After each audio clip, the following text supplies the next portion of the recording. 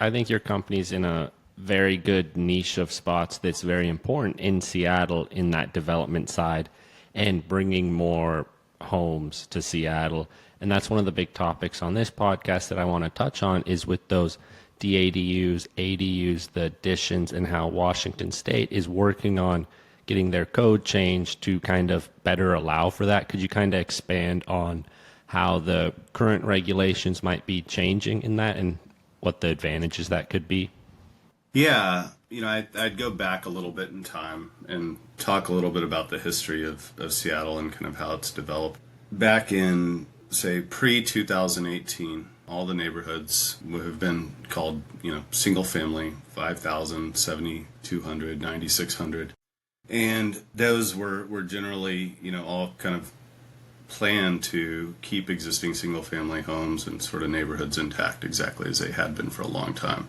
And so every once in a while you'd see a new development. Maybe it's a tear down or an improvement of an existing property, but it always with just a larger home or making the existing property better, which was good. And the city really focused on providing opportunities around urban villages, around commercial areas to have high density townhomes up to, and apartments focused around those nodes. And those nodes would typically be places where you might have mass transit, bus stops, train stops. But there's only so much land that can accommodate new development, and I think the majority of the city is actually made up of single-family zones. So in Seattle, at around 75% of all of the land mass of the city was single-family zoning.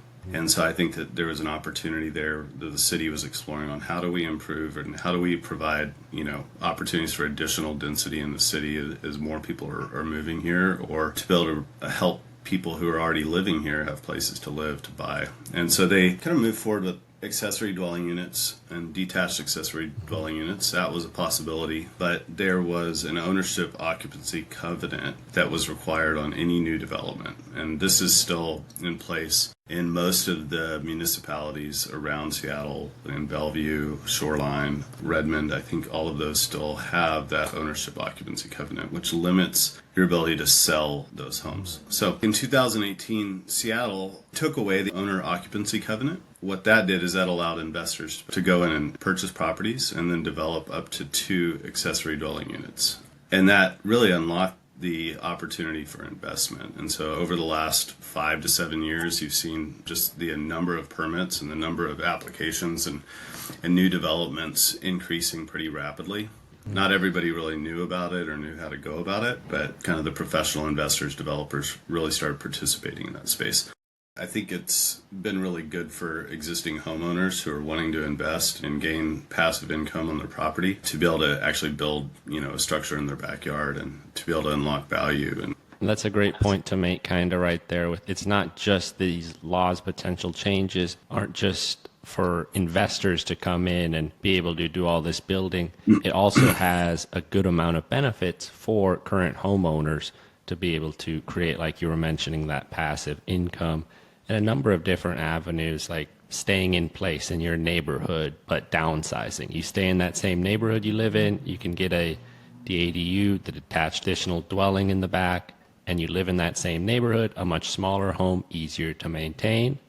And then you could rent out your big home in the front lot, or you could sell that off, but you're staying in that neighborhood. So the benefits are for really homeowners and investors, which I think is a great point to really emphasize. A house isn't a one-size-fits-all for everybody, right? Mm-hmm. And we want to create, pathways for our kids as they grow and they get older to be able to actually stay in the neighborhoods and not to have to move to another place to be able to find a small apartment or a place where they can actually afford it. And so that one-size-fits-all, I think that's one of the biggest benefits, I think, for ADUs and DADUs is that it provides something that's still very much akin to a single-family typology, but maybe it works for somebody who's getting older and they need a place to stay. They want to stay on their property, but they don't need 3,000 square feet of a home, and maybe they don't want to continue to maintain it. So it provides them kind of a pathway to stay in the neighborhood and generate some wealth as well.